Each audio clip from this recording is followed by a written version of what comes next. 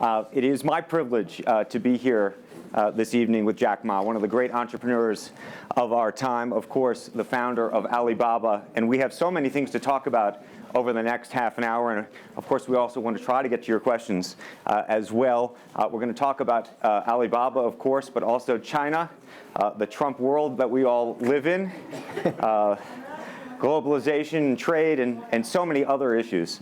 But first of all, thank you for joining us. Yeah. Let me start with this, which is to say that you just spent some time inside Trump Tower and went to go visit with Donald, our president-elect in the United States. Tell us about that meeting. Well, it's a very productive meeting, much better than I thought, than I expected. What did you expect?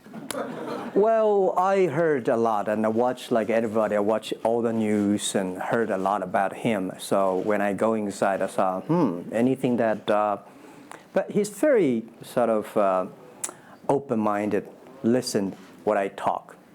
So I think I'm very happy about results. And finally, when he said, he said, Jack, let me walk you down. So it seems he's very happy about the results we had. Can I ask, how does a meeting like that happen? Do you call him? Does he call you? Well, how does this take place? Well, that's the question I'm asking myself. Because someday I got some requests from people say, Jack, do you want a meeting the president-elect? I say, is that true or not? Because I'm not ready for that. Because I don't know what to talk about.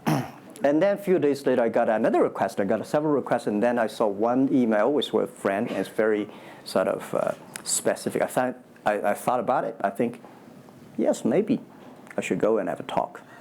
And at least I think President-elect Donald Trump would be happy to hear what I want to talk about. So I went. And what did you tell him? Talk about the small business, talk about agriculture products, talk about the trade between China and the USA. We especially focus on telling about how can we bring the small business in America, sell them to China, to Asia, through our network, which can create a lot of jobs for them. And you committed to create what you say is going to be 1 million jobs in the United States over the next 5 years. Yeah. Now, that's not 1 million jobs that Alibaba itself, but you're not hiring 1 million people. No, we all totally, Alibaba employee put together is like 45,000 people. We cannot hire 1 million. I cannot imagine I can manage 1 million people. Explain to us how you think about the U.S.-China relationship, given some of the comments that Donald Trump has made about China being a currency manipulator. Did that come up during your meeting? Well, I think first, in America, there's a freedom of speech, right? So he can say whatever he wants, and I respect, I understand. But of course, I have my views. We did not debate about the China-U.S. trade or manipulation. We did not debate. We did not talk. We agreed on something. Small business, developing the Midwest America, helping the farmers there, small business there, exporting to China. So we all agreed. But something that we did not discuss about the American the job losing to China, Mexico, and this. Can I share with you my ideas? Please. Yeah. First, I think 30 years ago, when I just graduated from universities, I heard America had a wonderful strategy. They outsource the manufacturing job, service jobs. They outsource the manufacturer to Mexico and China, outsource the service job to India. There's a book called The World is Flat. Tom Friedman, colleague at the New York Times. And I think it's a perfect strategy. You know, that the Americans said, we just want to control the IP, we just want technology, we just want the brand, and leave the lower-end jobs for the world. Great strategy. And second is that the American international companies made millions and millions of dollars from globalization. The top 100 companies in America. Amazing. I remember when I graduated from university, I tried to buy a beeper, the Motorola beeper. Cost me $250. My pay at that time is $10 a month as a teacher. And the cost of making that beeper is only $8 for a chip. Right. So past 30 years, IBM, Cisco, Microsoft, they made tons of money. The profit they made are much more than the 4 largest banks in China put together, the China Mobile Phone, China Unicom, and whatever you name it, put together. Still, these multinational companies made more money than. So their market cap grew more than 100 times in the past 30 years. But where'd the money go? This is what I'm curious, because as a business people, I always care about the balance sheet. Where's the money coming? Where'd the money go?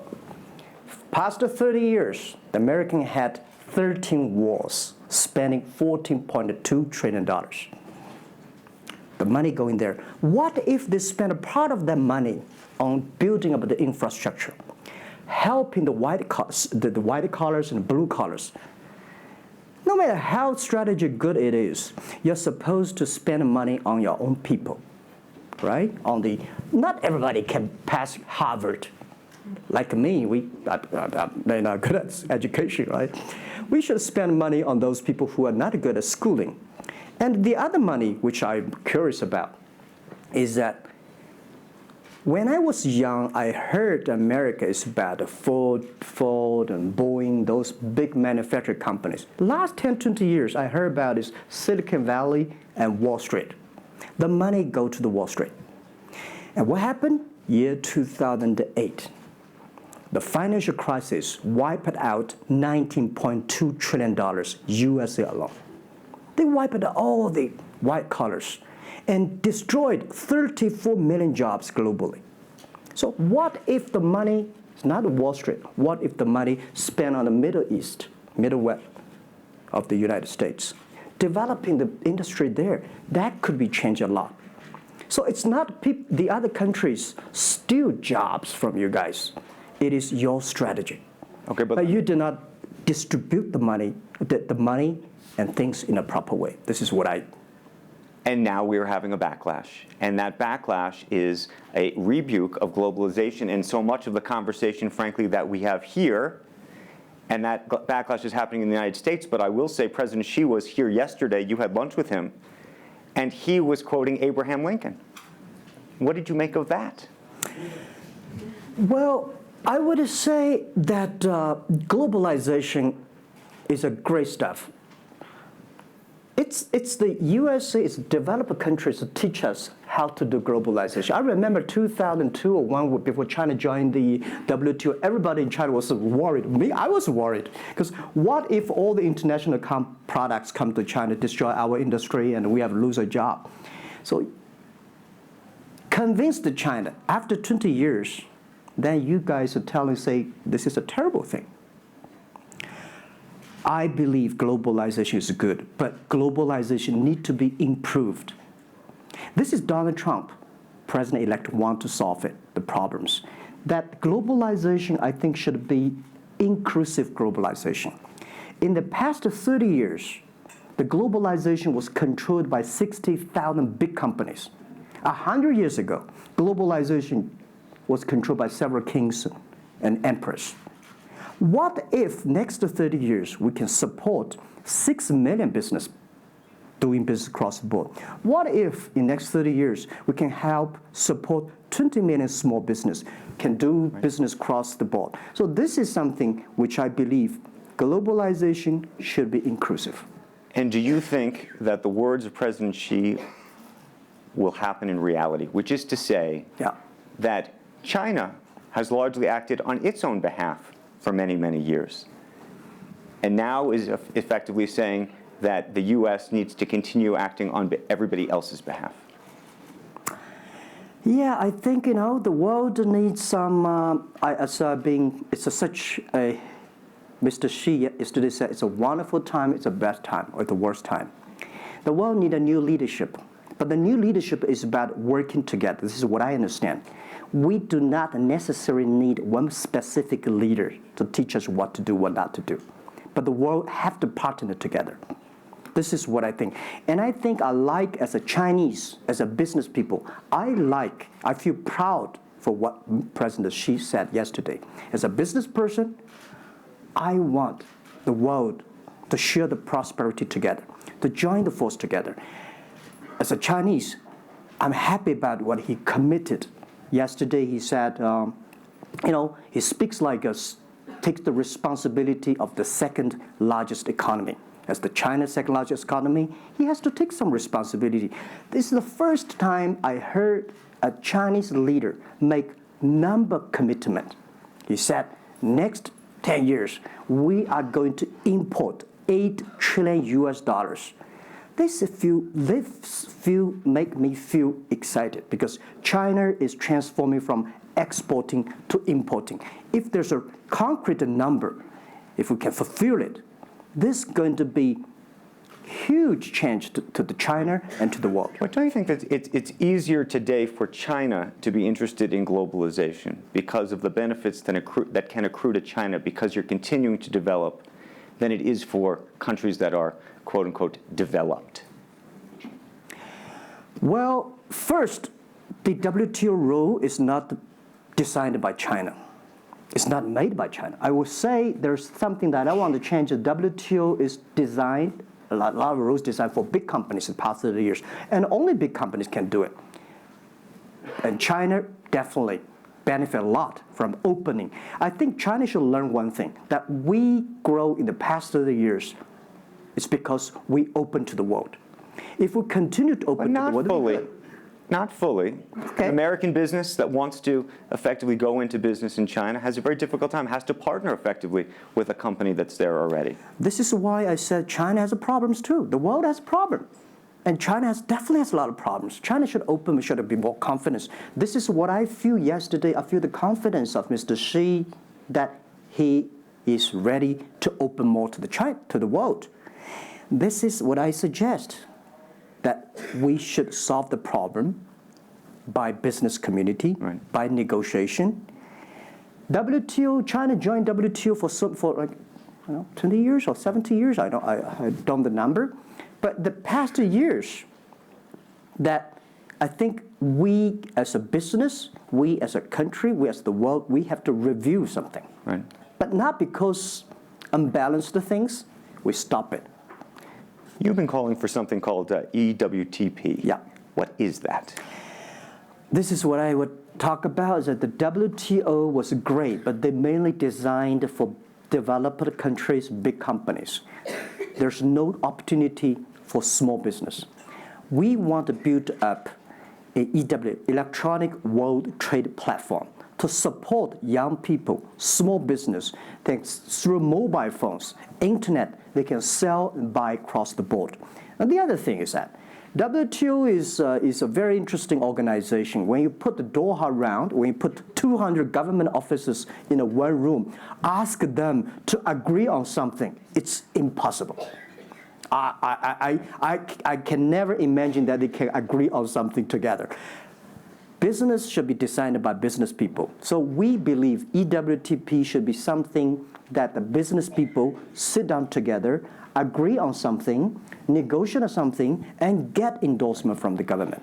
I want to talk a little bit about Alibaba and the model itself, because I think for many in the West, if you will, they don't necessarily understand it. And to the extent that the extent that I could try to compare it to Amazon, which I know you think is an unfair comparison, one of the things that's so fascinating to me is that Amazon and Jeff Bezos have pursued what might be described as a very asset-heavy business model. They're buying airplanes. They want to own the entire supply chain from beginning to end. And Alibaba has effectively an asset-light business. It is very much, in terms of the retail piece of this, the opposite. You don't want to own the warehouses. You don't want to own the logistics companies. How do you think about that? Is Jeff Bezos right, or are you right? And is there going to be a meeting in the middle? I hope both are right. And because the world can never have one model. If the world has only one correct model, the world is too boring. Right? We need to have all kinds of models. And the people who do the model should believe in the model. And I believe what I do. Right? The difference between Amazon and us. Amazon is more like an empire. Everything they should control themselves, buy and sell. And our philosophy is that we want to be an ecosystem. Our philosophy is to empower others to sell, empower others to service, empower making sure the other people are more powerful than us, making sure with our technology, our innovation, our partners, our 10 million small business sellers, they can compete with Microsoft, IBM. Our philosophy is that we think using internet technology, we can make every company become Amazon. Remember one thing, today for our sales, our GMV last year is more than 550 billion US dollars. To hire people deliver for us, we need 5 million people. So how can we hire 5 million people deliver things for us to deliver the things we sold? The only way we do is empower the service company, logistics companies, making sure they are efficient, making sure that they make the money, and making sure that they can hire more people. But without owning the whole chain, can you do it as effectively? The idea that you're watching Amazon being able to deliver things now within hours, literally. We made 125 cities deliver within 1 day last year. Imagine, 10 years ago, deliver one thing from Beijing to Hangzhou takes about 8 days. Now you can deliver things from Beijing to Inner Mongolia or some city within 12 hours. It's improving. You can never expect these things happen within 24 hours. We have patience. So I think, can you imagine that within the 11/11 Singles Day, we sold $17 billion, and by delivering more than 600 million packages within 3 days. This is happening, and this is what we feel proud of. It's not how much money we make. It's not how powerful we are. We think because of the technology, we can make the technology very inclusive, that every small companies can use it. This is my dream, because I started my first business in 1992 in China as a small business. In order to borrow money, 5,000 US dollars from a bank, took me 3 months to acquire, still failed. So difficult to be a small business. Today, with the technology, we can empower them. This is something I want to do. One of the critiques, as you know, and it continues to linger around Alibaba, is the piracy issue. There's an IP issue, and it's an issue all over China, but you take the brunt of a lot of it. Yeah. How much progress have you made in your mind, and how do you think about some of the regulatory bodies in other countries, including the US, that continue to criticize Alibaba for these issues? First, when we start do this business, as a business like this size, you have to take all the criticism. You have to listen what is right, what is wrong. And second, as an e-commerce, when you put 10 million small business, empower them to sell. We do not like Amazon buy. We cannot check. Even when you buy $55 trillion or $550 billion, you cannot check every product. So the model itself and the e-commerce itself may have a lot of these flaws. And third, I would say in the past 17 years, we are the leader of this anti-privacy issues, the IP, protect the IP. But the second, we are internet companies. We do not have the law enforcement. We find this guy is selling cheap, fake products. We delete them. We cannot arrest them. But we made huge progress. Last year alone, we put 400 people into jails. We deleted 370 million fake products listing on our site. I would say we are the leaders, and we are using the big data to check who's buying, who's manufacturing, who's selling, what is the address. So now I'm happy about the whole world, especially China, all the government organization, start to realize the issues. So I would tell you, good thing is that today, when you go to those criminal group, which I call them criminals, those fake products, manufacturers, sellers. You've praised the quality, though, of some of these. I would talk about it later, right? Those criminals said they can go anywhere but not Taobao and Tmall, because using our data, we trace where they are, who they are, what's the address, what the amount. and we will deliver this to the police station and working with them to arrest them. The quality issues is something I want to share with people. It's not about praising the fake products. I want to say that for so many years, those branded companies, you have to be very careful because the fake products, their quality improving is scary.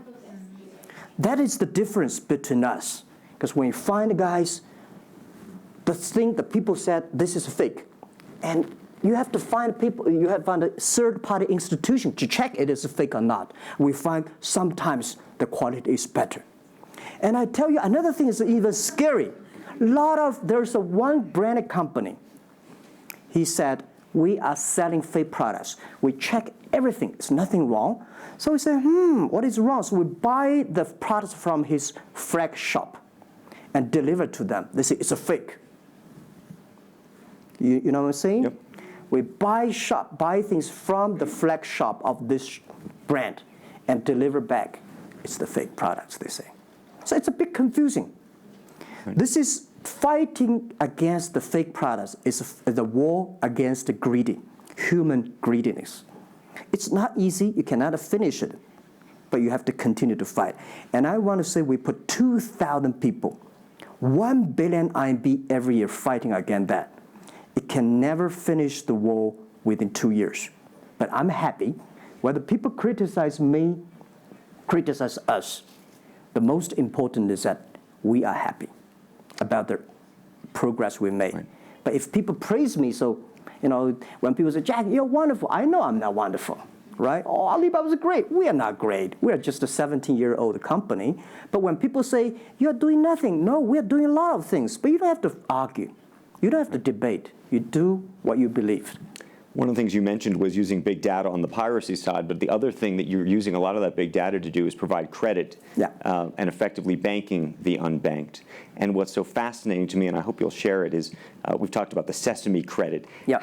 How you are able to use big data effectively to figure out who deserves credit and who doesn't in a marketplace where some of these people had no credit history before.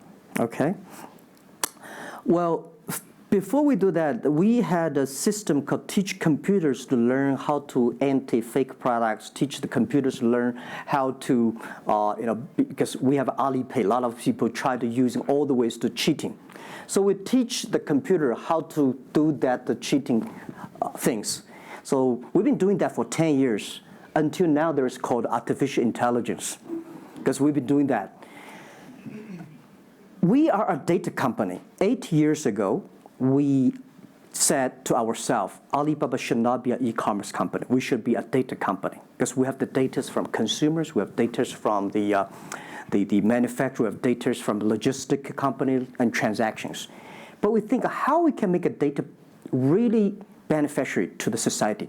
What China needs is that we have a lot of great people, all the small business. They are very credible, but we don't have a credit system for them. So how can we using a credit rating system based on the data we have to giving everybody a Sesame rating system? That is so powerful in the past 4 years because every individual, every small business, if they have been using our services, we give them a rating system. So we're giving loans in the past 5 years. We're giving 5 million business loans. They only borrow $5,000. 3 minutes, we can decide whether we should give you money, how much you want to give. Within 1 second, the money will be in your account. And 0 people touch, so we call it 310. And even today, the Sesame rating system become people dating. The mother-in-law want to say, hey, you want to dating with my daughter? Show me your rating system of the Sesame card. So it's so funny. We go to people want to rent a car, people want to rent a bicycle. They will say, show me your Sesame cards. Good. Because if they do not pay back, if they do not fulfill, the rating system is going to low down and they can never rent a house. Right? This is what we want to build up, the system. That if you sell or buy fake products, the Sesame cards will show. going to open it up to questions, but a final one from me. There's been a lot of speculation that you're going to get into the business of Hollywood. Your name has appeared, Alibaba Group, at the beginning of a couple of big films recently. What is the ambition for Alibaba in the entertainment world? The beginning was like this. Several years, every 5 years, we have a review for our strategy. Now, our strategy is always to look at the 30 years and 10 years. And every strategic decisions we make, we have to ask one question. Is this decision we made solve society problem? Because we believe the bigger social problem you solve, the more successful you are. So if we do this cannot solve any social problems, we don't do it. Second, is this project is going to be successful in 10 years? If it's going to be successful in 10 years, let's do it. If it's going to be successful in 1 year or 1 month, normally I would say, forget about it. Because why you can be successful in 1 year or 1 month? So we all have to put parallel. And 5 years ago, we had a big debate about 10 years later, 20 years, what are the things that China society and the world want? So we say happiness and health. 2H strategy. So happiness and health. We believe Hollywood, the movie industry, bring people happy. Because today, nobody's happy. Rich people not happy, poor people not happy, At least when I watch a movie, I feel happy about it, right? So I think we should partner with the Hollywood, especially like a lot of, we have a different way of living. In China, the movie, we have a lot of heroes. But China movies, heroes always dead. The American movie hero never die. If all the heroes die, who want to be the hero? So my movie, I want to make the hero live. Right, so this is, I think we should learn a lot. And it's only about 2 years, so we have another 8 years to go. I want to make our company that it's not e-commerce. It's something that giving people inspirations. Giving people, because I learn a lot. For example, I always say that my favorite movie, Forrest Gump. Life's tough. This is I learned, and that inspired me. That is why when people call me crazy, stupid in the past 17 years, you're crazy, you're doing something never work. You're stupid, how can you do that model? Amazon this model, eBay this model, why Alibaba this model? I told myself, Forrest Gump said, go ahead. Never care about what the other people. And the other thing, Forrest Gump said, nobody make money out of the catching whales. People make money by catching shrimps. So we serve small business. Fair enough. Jack Ma, we should probably end it there because we're going to run out of time, but I thank you. Thank you so much for the conversation. I promised we'd sneak in a question or two, and we literally have 2 minutes, and they're going to get upset with me. If you have a question, and we're going to, I got to beg you to do it within literally, a second. So go for it right there. Okay, I'm not going to say that China and the US is going to have a trade war, but if the Trump administration get tougher on China in terms of trade agreement, is that going to hurt Alibaba? Well, I don't think so. I think China and the US should never have a trade war. We'll never have a trade war. And I think we should give President-elect Donald Trump some time. And he's open-minded.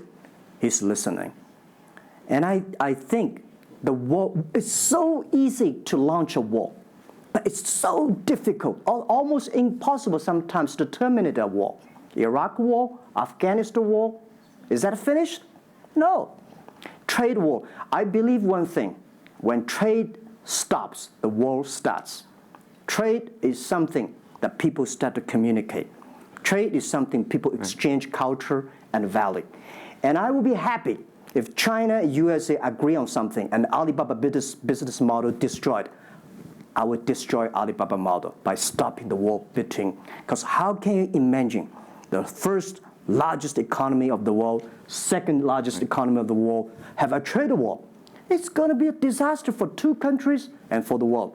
If anybody can do something to stop it, do anything to stop it. Did you have a reaction to Trump and the situation with Taiwan and how he's thinking about that?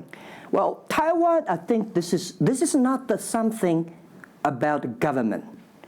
This is not something about business. This is something about the people. If the Taiwan issue is the population, if you do Taiwan issue, it's like against 1.4 billion people. So this is another issue. So we're talking about trade, we're not talking about Taiwan. Very politic. Let's take one final question if we can. I think we can steal one more in. Yes, sir, right there. I'm not a politician. I try to This speak is like me, this. a credit store. How do you assure you are not messing up with people's life and you are not dictating the whole, credit kingdom or the system? Because now you are the decision makers, you are the rule makers. Okay. First, I'm not sure. People say, oh, this is uncertain world. Every day is uncertain. The only certain day was yesterday. I'm not sure about that in the future I would dictate, I would be stupid. That's why I should retire early when I'm young. That is why I have a lot of things that I dream I want to do. I want to do philanthropy, I want to be a teacher, I want to go back to school, I want to do the environment. And the world is so wonderful. Why should I be the CEO of Alibaba all the time? I'm coming to this world not to work. I want to come to this world to enjoy my life. I don't want to die in my office. I want to die on the beaches. It's a wonderful message. Jack Ma, thank you for the conversation. Well, can I say one last Yes, sentence? please. I just want to give my last advice to any people here that every government should pay attention to in the next 30 years are critical for the world. Every revolution, technology revolution takes about 50 years. The first 20 years, technology company. Next 30 years, the implication of the technology. Focus on next 30 years. The first 20 years, eBay, Amazon, Facebook, Alibaba, Google, good.